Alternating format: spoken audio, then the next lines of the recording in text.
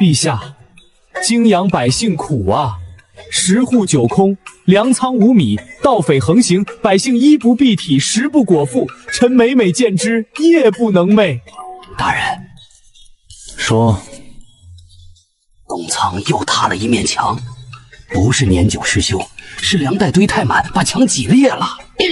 哦，县中粮仓年久失修，已无粮可存。大人，咱们泾阳今年又是大丰收，南仓、东仓、西仓全满了，一仓也堆不下。前日林捕头还说，要不要把旧牢房拆了，改成临时粮仓？牢房能拆吗？大人终于觉得奏折不能乱写了。牢房不能拆，泾阳现在没几个犯人，牢房空着正好。万一哪天隔壁县的盗匪不懂事儿，跑咱们这儿来，总得有地方关。哎，大人，隔壁县的盗匪现在都绕着泾阳走。那就写盗匪横行，县衙疲于追捕。大人，这奏折若真送到长安，朝廷派人来查怎么办？查什么？泾阳穷，路破，粮少，百姓苦，记住了？记住了。宋义战，还有告诉平康坊那边，今晚留2个会唱曲的。大人，您这名声已经够差了，县里人人都说您贪财好色，再这样下去，迟早传到长安。名声差点好，不懂。名声太好，朝廷就会觉得我能干，觉得我能干，就要升我，升了我就要去长安，去了长安，天天被御史盯着，还怎么睡到自然醒？我在泾阳辛辛苦苦搞钱修路，让百姓吃饱，还不能享受一下？哎，只要我装得够烂，长安的麻烦就休想找上我。 10户9空，粮仓无米。若奏折属实，泾阳离长安不远，竟困苦到这种地步，地方官难辞其咎。父亲，泾阳离长安这么近，若真民不聊生，为何之前无人上报？要么是地方官无能，要么是欺上瞒下，无论哪一样，都该查。魏先生，话别说太满。李老爷，若此县令真欺君瞒上，不杀不足以正吏治。老爷，前面就是泾阳界碑。这路比长安城外的官道还平，车马靠右，行人走侧道，粮车慢行，不得抢道。奏折里说道路破败，百姓行路艰难。继续往前。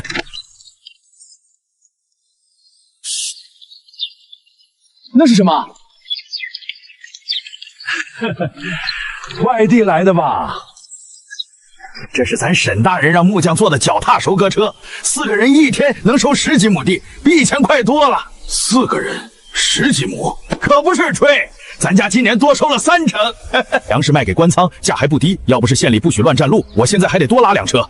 粮食都卖给官仓，丰年保价收粮，灾年低价放粮，沈大人定的规矩。反正咱们听不懂，只知道粮食不愁卖，家里也不怕荒年。奏折上写粮仓无米，眼前是粮车排队。李老爷，看来这泾阳县县令奏折写得很有本事。好一个10户9空的泾阳县，朕倒要看看你这县令到底有几个脑袋。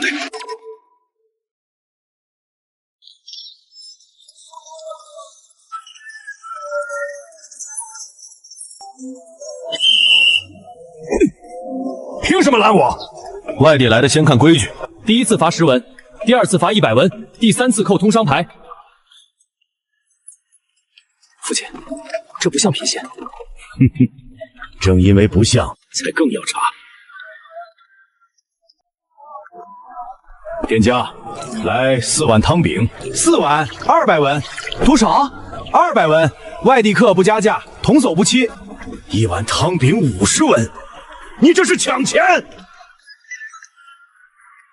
县衙核过价的，嫌贵可以去后街，那里20文1碗，不过没肉。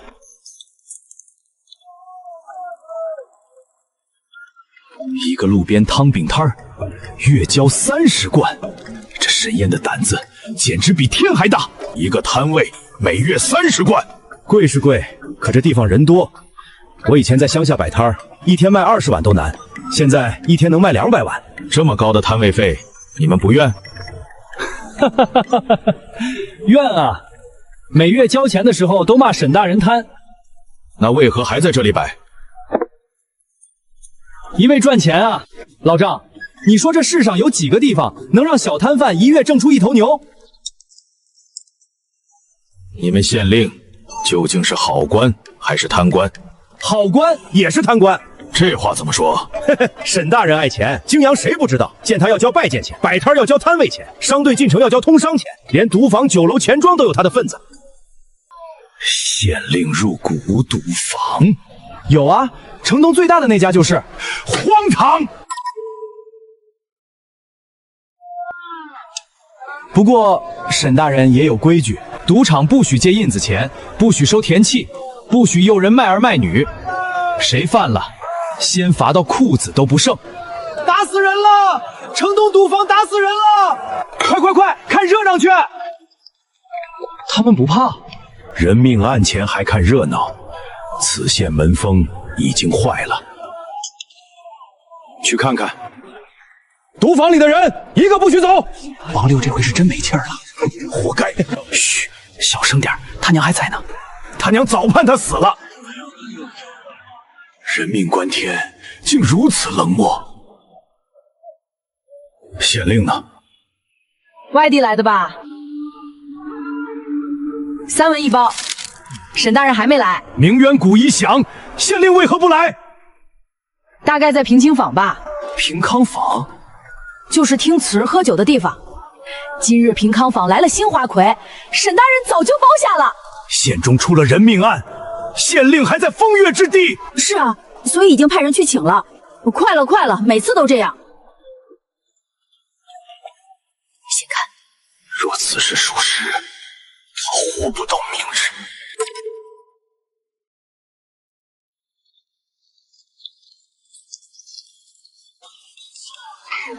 沈大人，花魁唱的好不好？沈大人，这案子快点审，晚点还赶得上回去听曲儿啊！别吵，谁死了？王六，赌坊里闹事，被打手失手打死。王六啊，杨婆婆，人还能认？升堂，快点审！等，还等？我倒要看看他怎么审。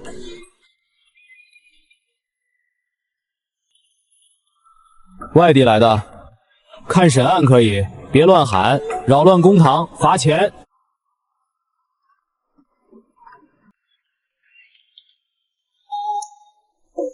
威武！他连案卷都没看。李老爷，此人若能公正断案，老夫把这金塔木吃了。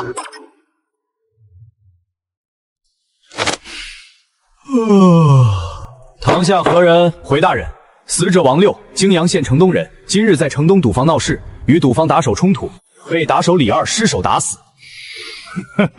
好一个闹事，好一个失手！父亲，刚才百姓明说是赌坊打死人，听他说。杨婆婆，林补偿说的可有不对？没不对。一个刚死了儿子的老妇，不哭不闹，竟像在害怕说错话。你呢？小人认罚。我还没判，你认什么？小人管教不严，赌坊愿赔，重赔。大人，小人不是故意打死他的，是他先拿刀啊！闭嘴！本官问了吗？这狗官竟敢在公堂之上公然偏袒包庇！杨婆婆，你也听见了，赌坊认罚，愿意赔钱。我儿子，他该死。人死在眼前，这些人竟然还笑得出来！王六，欠赌铺钱多少？回大人，连本带息230贯，利息免了，本钱也免了。记。赌坊管事，管教打手不严，停业3日，罚银500贯。小人认罚。李二失手致王六身亡，杖100，罚银200贯。若杖刑后活着，去城西休渠半年；若死了，罚银照收。大人饶命啊！赌坊另赔杨婆婆800贯，王六欠赌坊的账一笔勾销。800贯，再加罚银200贯，那就是1000贯啊！沈大人还是狠，一张嘴，赌坊半条命没了。人命案，主犯不斩，只杖100，赌坊停业3日，赔钱了事。这不是判案，这是把人命折成钱。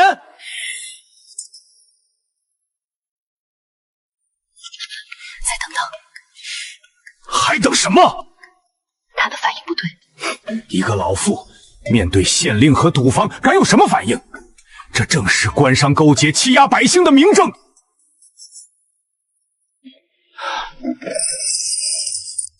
快点，本官晚上还有事儿。人命关天之际，这狗官竟还惦记着晚上有事，此人不杀，天理难容。大人，1000贯足数。林捕头，属下在。派2个人护送杨婆婆去钱庄，800贯存活期，100贯买宅子，剩下100贯留她手里。2个孩子的月钱另立小账，谁也不许动。钱庄掌柜敢坑你，本官拆他的门。杨婆婆放心，咱沈大人拆门可赎。上回粮铺少称2两，柜台都被搬去县衙烧火了。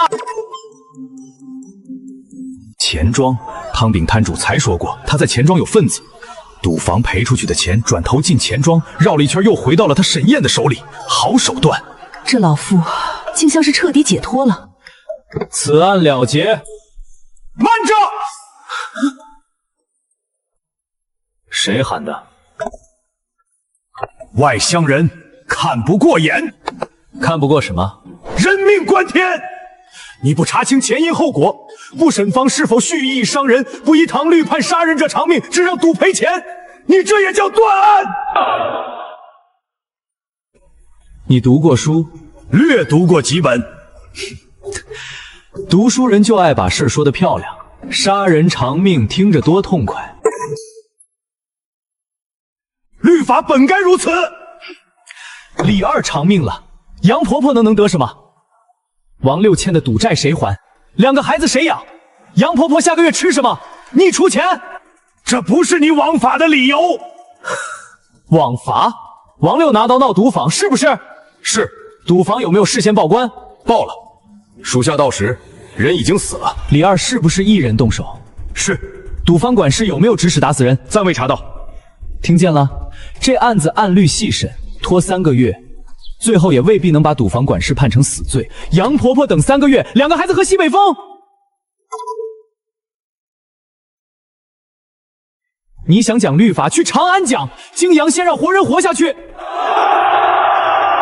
沈大人判的没错，王六那种人死了还害他娘没饭吃才叫造孽。赔钱好，赔钱实在。若一县百姓都觉得人命可以赔钱了事，那才是真正可怕。沈县令，你又是谁？长安来的商人，姓李。哦，李老爷，你既知堂律，为何不按律严判？李老爷是来做生意，还是来考我？若本老爷偏要问呢？那得交问案钱。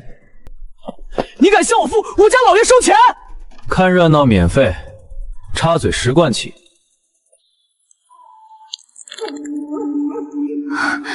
李老爷，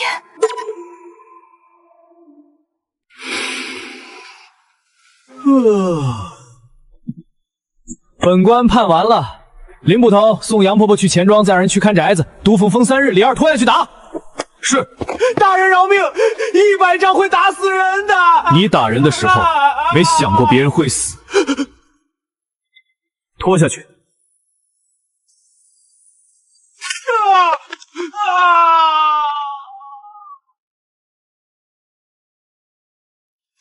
大人还回去吗？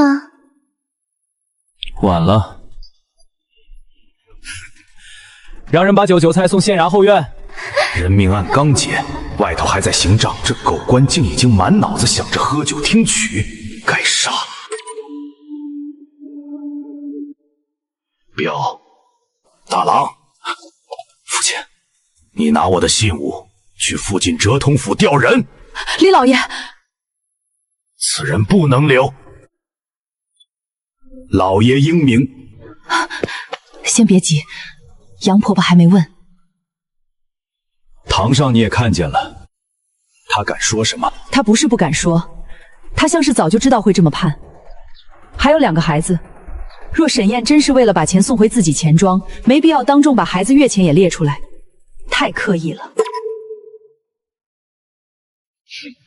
夫人太善了，贪官做戏最会做全套，所以才要查。好，李老爷，查清楚再杀也不迟。杀谁？杀该杀的人。李老爷火气挺大，泾阳不许私斗，要杀人记得先来县衙报备。申县令，希望你这县衙经得起查。查可以，查账另收费。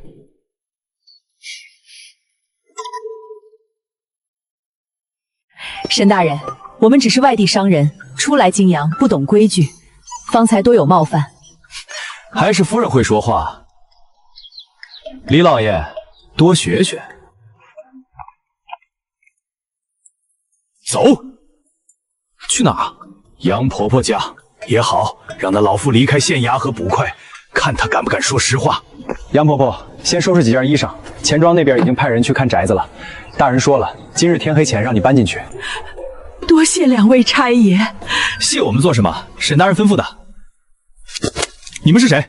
我们方才在公堂看了审案，心里有些不明白，想问杨婆婆几句话。不许吓着老人和孩子，一个小小捕快也敢拦我？自然不会。没事儿，让他们问吧。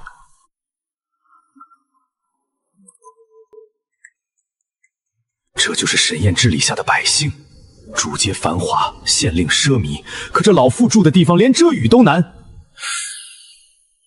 杨婆婆，不必。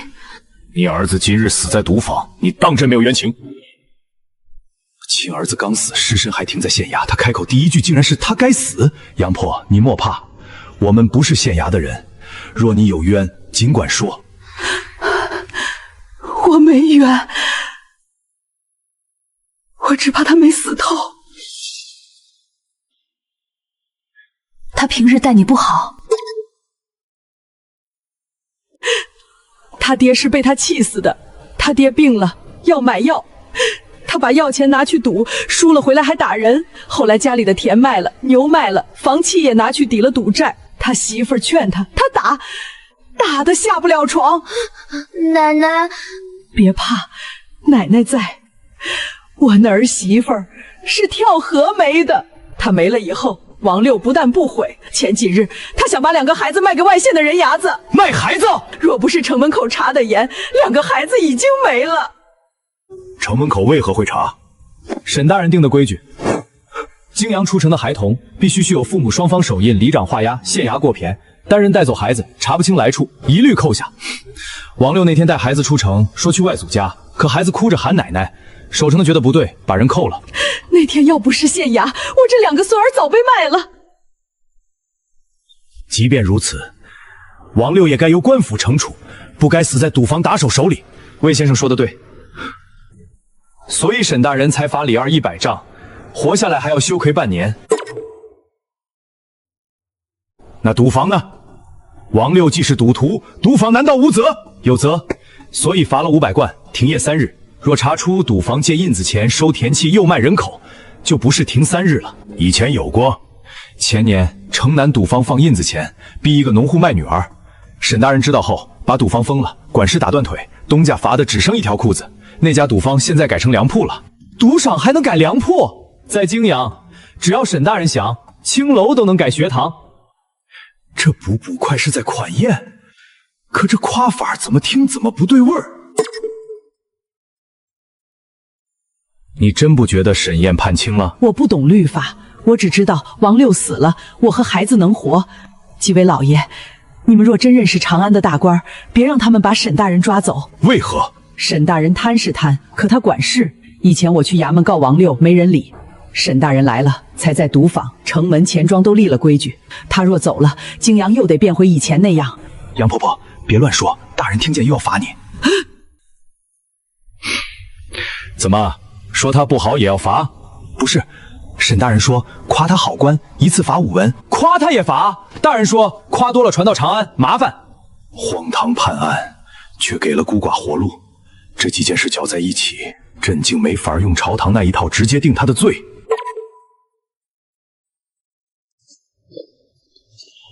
杨婆婆，宅子看好了，城东2房，小院1所，3间正房，1间灶屋，带口井，离学堂也近。这么快？沈大人早让县衙留了几处孤寡安置宅，今日正好用上。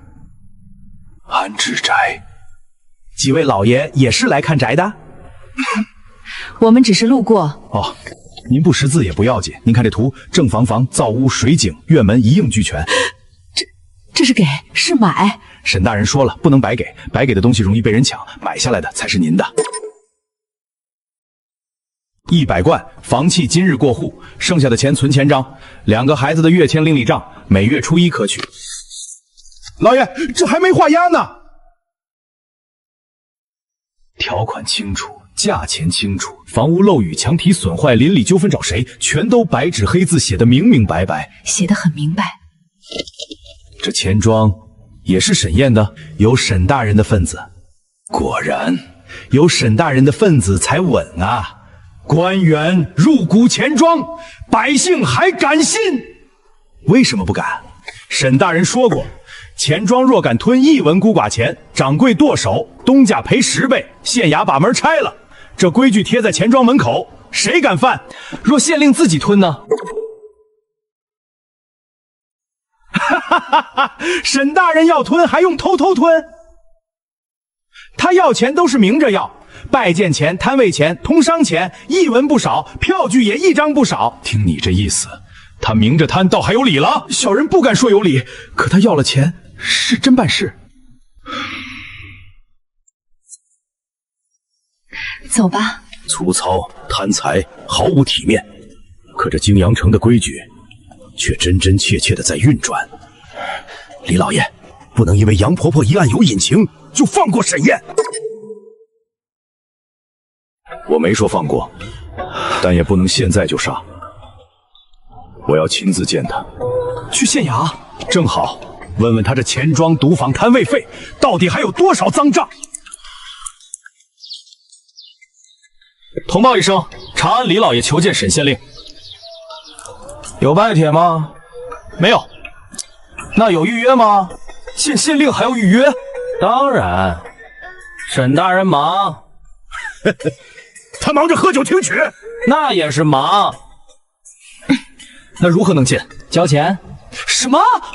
拜见钱，外县商户50贯，长安来的100贯起。一个县令见一面收100贯，贤贵可以不见。你知道我家老爷是什么人吗？来泾阳的都这么说。若我不给呢？不给就回客栈。泾阳好吃好喝多，别堵县衙命墙边办事。给，父亲，给他。几位老爷稍等，小的这就去通报。一个泾阳，好一个沈验，门房都敢把手伸到长安贵人身上。100贯的拜见钱，朕倒要看看你这狗官还能做什么妖。沈县令呢？我家大人说了，今日累了，不见。那钱呢？通报费不退。让厨房快点儿，酒凉了罚钱。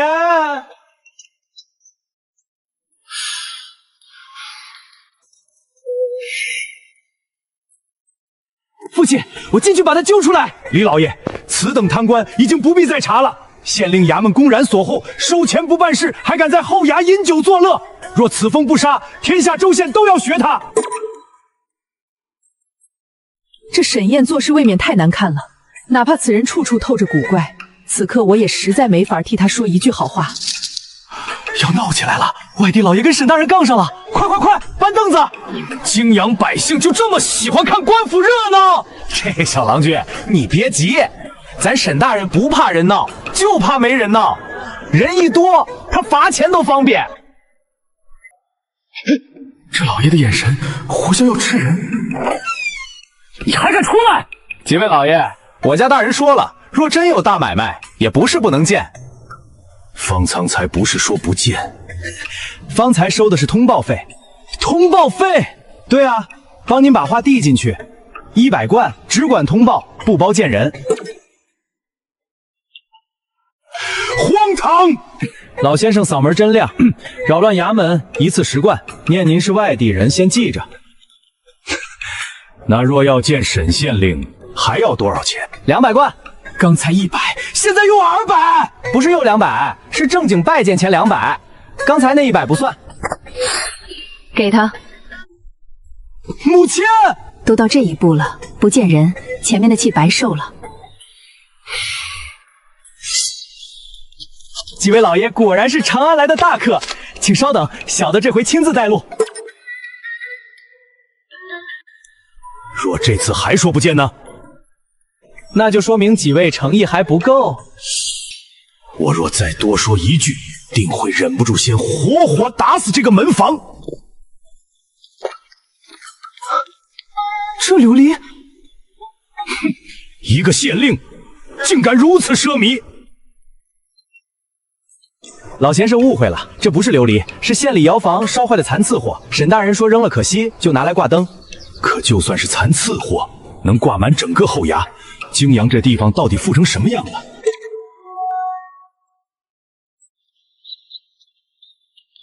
李老爷，账册不能随便看，怕见不得人，怕您看了又问，问了要收费。朕竟一时不知道是该先杀沈燕，还是先杀这个胆大包天的门房。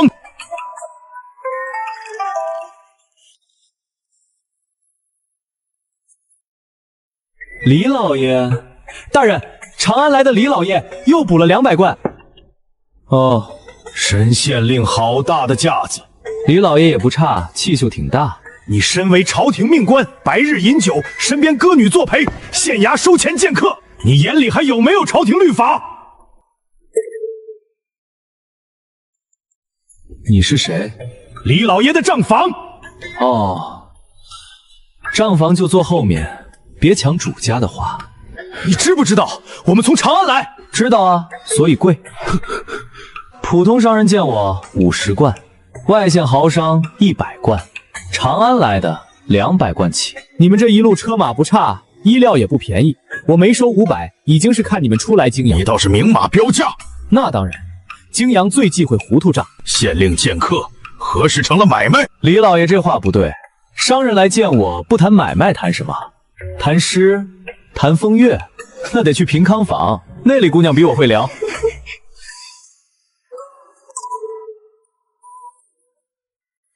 沈大人，我们从长安来，是想看看泾阳有什么生意可做。还是夫人会说话，谈生意可以。泾阳现在缺3样：铁、好马、药材，你们能供哪个？沈大人不先问问我们的来头？有钱就有来头，没钱说是皇亲也没用。若我们真与公用有些关系呢？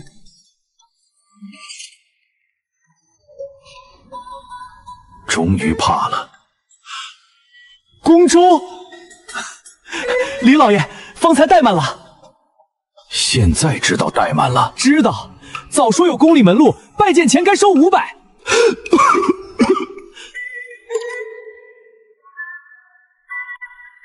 我不能看，再看一眼，老夫必气绝当场。沈县令真会做买卖，一般，比不上长安那些真正吃人不吐骨头的。你这话何意？字面意思，你可知长安是天子脚下？知道啊，所以才贵。沈大人，我们方才在公堂看了王六的案子，怎么又想替王六喊冤？人命不该只值1000贯，那值多少？这不是钱的问题，那就是李老爷不缺钱。杨婆婆缺，2个孩子也缺。你们长安来的贵人，开口闭口律法、人命、公道，好听。可今晚那2个孩子吃什么？明日住那儿谁管？所以更该按律严惩毒房。你还是没听懂。老夫听得很清楚，你就是把律法当买卖。算了，不跟账房争。你们读书人争赢了也不付钱。这狗官不是不懂律法，他是故意绕开。一个懂律法却不敬律法的人，比糊涂官更该杀。大人，询问到了，让他进来。谁？一个想买官的。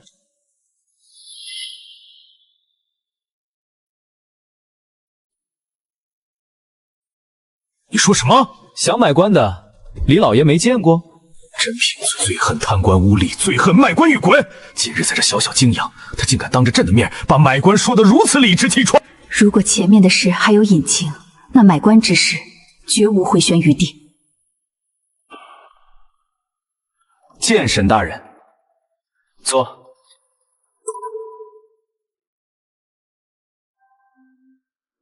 这几位是长安来的李老爷，大概有宫里门路，自己人，说吧。谁跟你是自己人？既是沈大人的贵客，那小人便不避讳了。大人，这是3万贯的票据，还有小人履历。钱没少啊。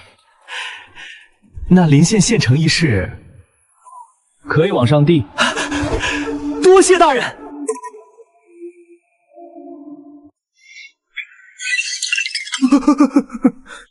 李老爷，你手不疼？沈燕，你好大的胆子！李老爷，这里是泾阳县縣，一个县令公然收钱，举荐官位，你就不怕朝廷知道？我递给朝廷吏部，又不是我自己盖印任命，朝廷若觉得不行，驳回来就是。可你收了钱？对啊。你还敢认？收都收了，为什么不认？卖官误国是重罪。谁告诉你我卖官？他刚刚亲口说临县县城一事。先看。李老爷不看，那就继续生气，气坏了身子，泾阳医馆看诊也要钱。李老爷，管过梁行3年。去年春旱，负责城西竣工，提前20日完工，处理商户纠纷27起，无一人上告。识算账，懂粮价，熟商路，能调人，实务考核，管仓10日账平，管事10日无乱价，管区10日公无逃，管孤寡账有误，没有半句副词，全是实际。这不是寻常的举荐文书。徐文想做临县县丞，我收他3万贯，不是买官钱。那是什么？责任押金。他若上任之后贪了、乱了、害了百姓，这3万贯先拿去赔。若3年无大错，退一半；若政绩好，剩下一半也退。是，小人知道规矩。而且他不是交钱就能上，履历、考核、保人3样缺一样，我都不递。即便如此，官职也不是买卖。那你们觉得什么人该做官？自然是贤才。怎么知道他贤？写文章，会背书，门第好，有人保举。这人会管粮，会修渠，会断商案，会算账，让他做县丞，至少知道粮仓亏没亏，水渠堵没堵，商户有没有坑人。换个只会写漂亮文章的去，灾年来了，他能把诗熬成粥给百姓喝。你这是歪理。好用就行。若他骗你呢？骗我？他家在泾阳的铺子，田宅全封，保人连坐，3万贯没收。他本人若敢跑，泾阳商路所有通商牌撤他的名。小人不敢，绝不敢。李老爷，这世上不是每个人都怕丢脸，但做生意的人一定怕丢路。这套东西，钱、名、连坐、商路全押上了，他竟敢替朝廷筛官！你一个县令，哪来的胆子替朝廷筛官？朝廷筛得过来吗？长安坐在堂上的大人们，知道临县粮仓缺不缺人，知道哪个人会修渠，知道谁管账不亏，知道哪个商户欠钱不赖。他们不知道。你放肆！你又不是朝廷大员，急什么？这高官的嘴，真该找人给他缝上。大人，若无别的事，小人先退下。滚！3日后去城西仓再考一次，别以为交了钱就稳了。小人明白。等等，李老爷拍翻的酒记你账上。啊！你来的不是时候，坏了本官心情。小人记下。沈大人，泾阳既然如此富庶，为何奏折里却写得那般困苦？这才是今日最关键的事。夫人看过我的奏折？略听过几句。李老爷果然不只是商人。你怕了？不是怕，是后悔。早知道你们能看到奏折，刚才拜见前真该收500。我不能听，再听下去只被这狗官气死。回答。李老爷，你从长安来，应当知道朝廷最喜欢什么？喜欢什么？喜欢看地方有钱。地方一有钱，朝廷就想加派。修宫殿要钱，打仗要粮，修路要驿，赈灾要仓。泾阳若上寿说今年丰收粮满，商税翻倍。你猜明年户部会不会多看泾阳一眼？朝廷取之于民，用之于民，何来你这般揣测？老先生，你家里若有3斗米，隔壁10户都饿着，李正会不会让你拿2斗出来？救人本该如此。是啊，所以我只报半斗。泾阳这些年刚喘过气，路刚修好，驿仓刚满，农具刚铺开，商路刚通，现在把钱粮全报上去，朝廷一句体恤临县，泾阳3年减全没了，到时候泾阳百姓又穷回去，谁负责？李老爷负责。他这是欺君罔上，可若被户部盯上，泾阳必首当其冲被加派。这混账东西竟然把朝廷的心思摸得如此透透，你这是把泾阳当成自己的私产。错，泾阳是朝廷的，也是百姓的，但绝不是户部账册上一块随便割的肉。所以我年年上奏泾阳穷啊，那句泾阳穷啊，他说的太顺了，顺到像是年年这么干，已经干出了经验。你这是欺上瞒下。账房先生，你嗓门一直这么大吗？你还敢嘴硬？敢啊！沈燕，你可知这话若传到长安是什么罪？知道。所以你们别传。你倒是把算盘打得响。没办法，泾阳人多嘴多饭也多，我要是不多算几笔，谁来养？大人，杜会首来了。他来干什么？说是听闻长安贵人到了，想求见。鼻子还挺灵。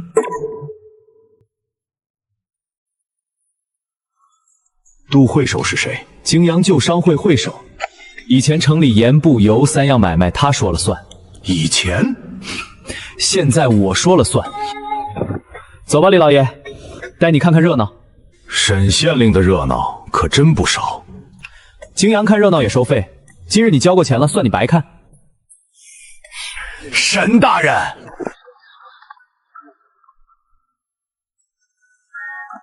有事说事，别装熟。这几位便是长安来的贵人吧？几位贵人来的正好，草民今日是替泾阳商户求一条活路。你还有活路要本官给？沈大人，这几年泾阳商户过得不容易，摊位费一年比一年高，通商牌一年比一年贵，商户进货要报备，出货要验牌，连一袋盐卖多少都要线下点头。是啊，大人，不能再涨了。我们辛苦苦做买卖，钱全让县衙收走了。再这样下去，谁还开铺？谁还敢开铺？苛捐杂税，逼商倒铺，这就是真正的民怨。说完了，记什么？杜氏商会当堂说泾阳商路难做，铺面难开。既然如此，本官体谅你们。自今日起，杜氏商会名下盐铺、布庄、油屋摊位可退押金，按规矩7日后结清。沈大人，你这是何意？你们不是活不下去吗？本官准你们歇业。大人，我们不是这个意思。那你什么意思？沈大人，泾阳盐布油3行一向由我们杜氏商会供应，若我们歇业，百姓吃什么、穿什么、用什么？哦，所以你不是求活路，是拿百姓威胁我。草民不敢，敢不敢都一样。你既然把话说到这儿了，那就歇。贴告示，杜氏商会名下所有铺墨3日不开门，摊位收回。今日起备用摊位放出。是。本想借长安贵人的事逼他退让，他非但不退，还要绝我们的后路。沈大人，话不能说绝。我话一直挺绝，你第一天认识我。李老爷，您从长安来，想必也见过世面，哪有地方官如此逼迫商话？今日他能收我们的铺，明日就能收全城人的铺。此人虽有私心，但话务必全错。不远山带人闹上门，他竟然稳如泰山。好，既然沈大人不留情面，那杜氏日期罢市，关铺。谁今日开门，往后别想再从杜家拿货。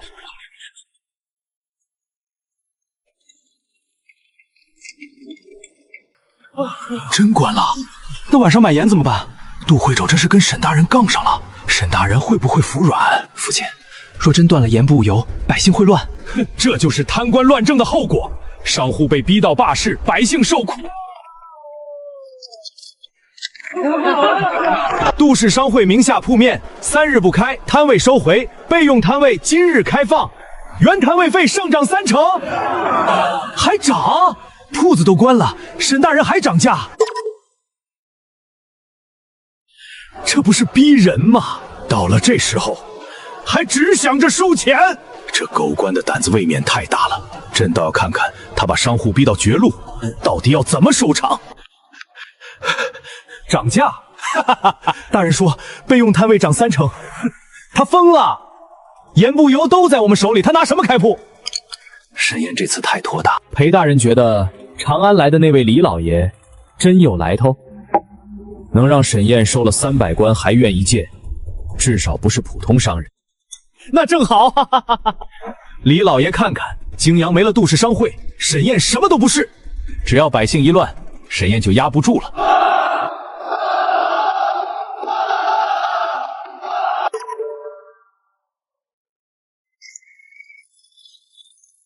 陇州盐货今日开卖，量大管够，1周不匹，按泾阳牌价卖，童叟无侵，菜油灯油都有，量足。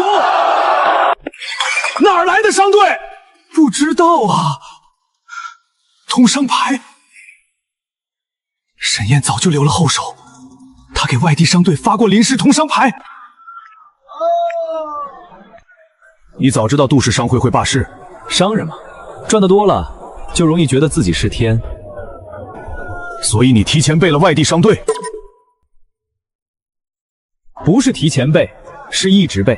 泾阳商街谁都能赚钱，但谁也别想卡百姓脖子。好一个，谁也别想卡百姓脖子，这等气魄，这等手腕。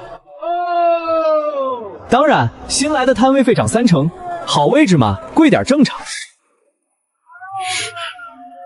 你果然还是为了钱。对啊，杜远洋空出来的位置，外地商队抢掉，钱进县库，货进百姓家，杜家自己关门，怪我啊？这倒是。沈大人，杜会首这么快就逛街来了，他们凭什么占我们的铺位？你们罢市了，我们只是暂时关铺。告示写了3日不开，摊位收回，现在才半日，所以本官还没收你的铺，只是把备用摊位放出来。备用摊位为什么在主街？我修的街，我说备用就备用。原以为关铺半日，沈大人就会服软，谁知道货源立刻被外地人抢了。会首，要不咱们先开门？谁敢开，我断谁的货！林捕头在，记下来。杜远山当街威胁商户，扰乱市价，扣商会信用牌3等。沈燕，喊什么？又不是第一次扣。各位乡亲，你们真以为沈燕是为你们好吗？你们可知道泾阳粮仓里有多少粮？他年年向朝廷哭穷，说泾阳没粮，可泾阳6座仓仓仓爆满。若朝廷知道他藏粮欺上，泾阳上下都要受牵连。李老爷，听见了？继续。还有什么？一起说。你藏粮不报，私设一仓，私收商税。若长安问罪，泾阳百姓都要替你遭殃。这可怎么办？朝廷会不会来抓人？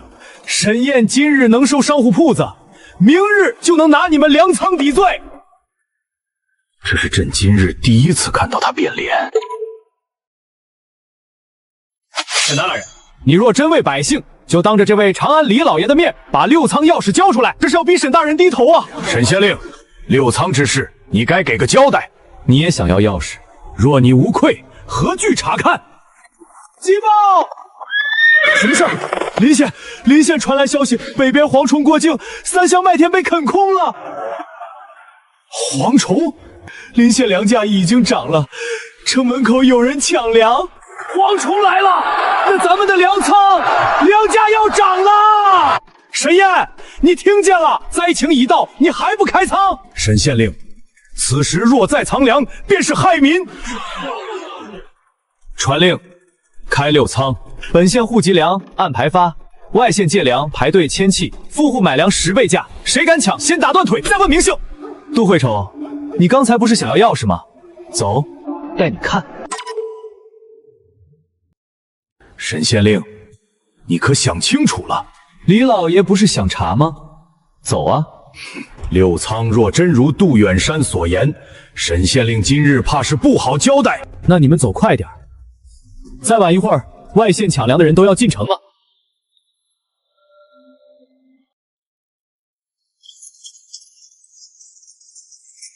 回去拿粮牌，别急，沈大人说按排发。外县黄忠都来了，咱泾阳不会也涨粮价吧？沈大人没发话，谁敢涨？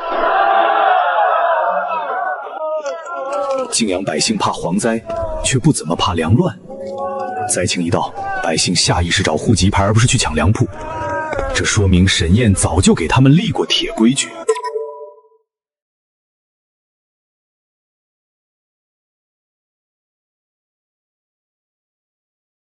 他早就备好了，绝不是临时起意。大人，6仓钥匙一到。杜会首不是想看吗？开！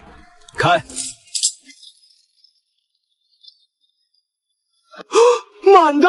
如此满仓，若按奏折上粮仓无米所说，这就是确凿无疑的欺君大罪。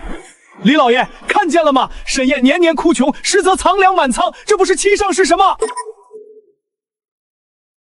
沈县令，你还有何话说？本县户籍粮，泾阳本地百姓按户籍粮牌领取，每户每3日领一次，不许代领，不许重复，公分换粮，修渠修路，运粮守仓，按工计粮。没地的、没粮的外来灾民都从这里领，平价限购粮。本县百姓买粮着旧价，不许涨。外县借粮，邻县要粮可以签契，秋后还粮，不还就拿商路税抵。富户才买粮，想多买10倍价，买的越多交的越多，收来的钱补进前面3仓，留种仓，谁也不许动。听懂了吗？这不是开仓放粮，这是分流。穷户、本县、外县、富户、公益，全被他分得清清楚楚。如此一来，抢粮的人挤不到一处，富户扫不了穷人的粮，外县也拖不空本县的底子，这等算计堪称绝妙。即便你安排的细，也不能解释瞒报之罪。账房先生，这会儿还惦记这个？国有国法。是，所以等百姓吃完饭，你慢慢骂。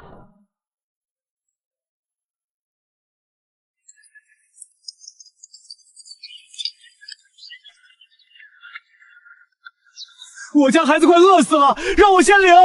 排队，再喊，去后面。我要买粮，多买点儿。富户才买10倍价，10倍？你怎么不抢？抢犯法，收钱不犯法。大人，这价太高了，嫌高就买平价限格粮。那我买那个可以，按你家户籍3日1斗。3日1斗，够谁吃啊？所以第5仓欢迎你。买，记上。富户高价粮今日所得，3成补公分仓，3成补平价仓，3成买药材，1成给仓里加饭。是，父亲，他连这个都算好了。此人嘴欠，贪财胆大包天，可他一站在这儿，所有人都井井有条。这等使之才，比朝廷里那群只会写文章的蠢货强了何止100倍。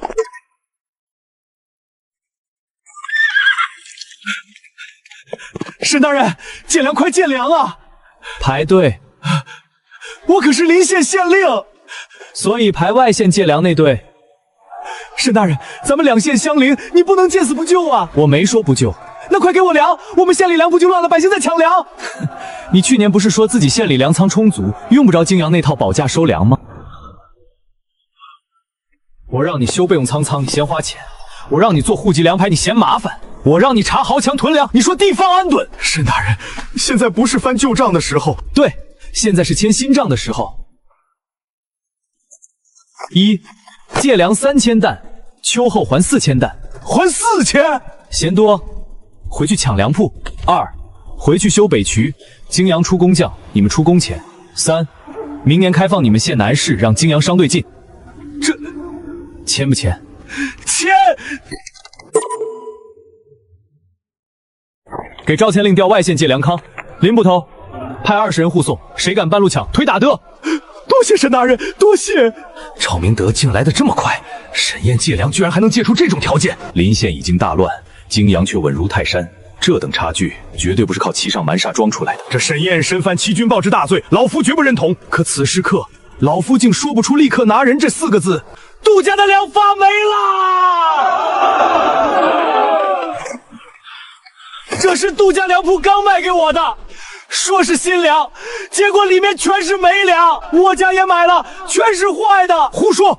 你们血口喷人！封杜家粮铺，林捕头，你敢！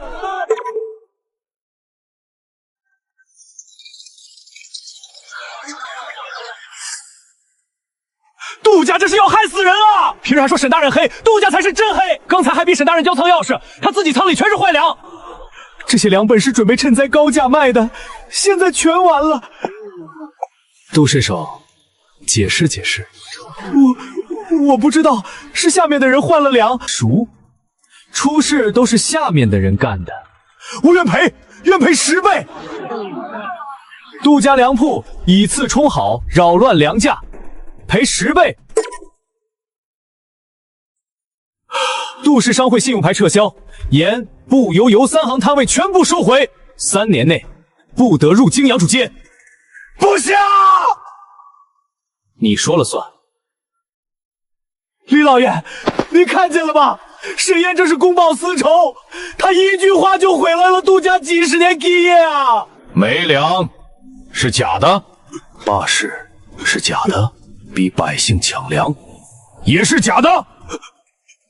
沈大佐，我错了，杜家愿意交法引，愿意开仓，愿意听县衙规矩。晚了，泾阳给过你赚钱的路，你偏要卡百姓脖子。带走，先查粮，再查账。是。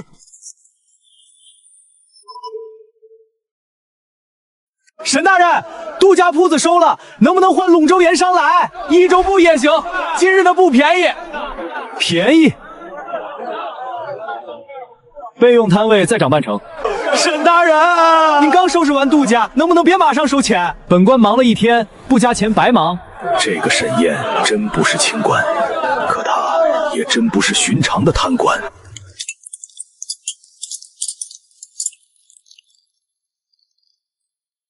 李老爷，看够了吗？沈燕，你不怕我回长安后说出去？怕？你还让我看？你都看到这份地了，我拦有用？若朝廷问罪呢？那就认。哭穷是我写的，钱是我收的，粮也是我藏的。要砍就砍我，别动泾阳仓。不过李老爷，做生意讲良心，今日你看了热闹，也看了仓，回长安少说2句。若我偏要说，做什么？封口钱。沈燕，你真是胆大包天！李老爷，泾阳夸人要罚钱。这贪财的沈县令完全不知道，刚才被他敲竹棒的李老爷就是当今天子。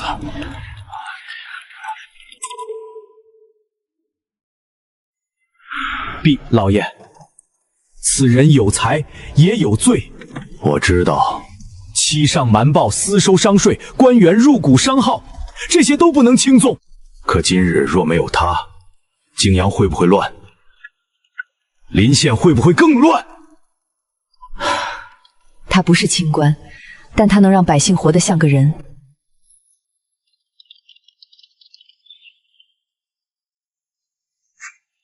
回长安后，下一道密令：今年年税分照旧，不得加派。沈燕暂不调任，不罚。先留着。父亲，那他若继续哭穷呢？让户部别信太满。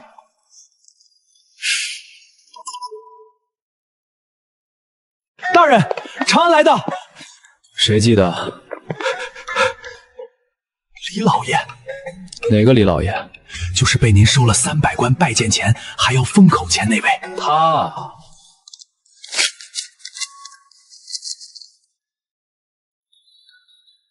大人，这李老爷来头恐怕不小啊。是挺有钱，要不要查查？查什么？有钱啊，有背景，还懂闭嘴。这样的客人下回来了记得客气点儿。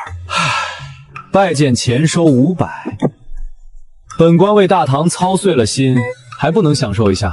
我得赶紧去告诉门房，下次长安来的李老爷再上门，千万别少收。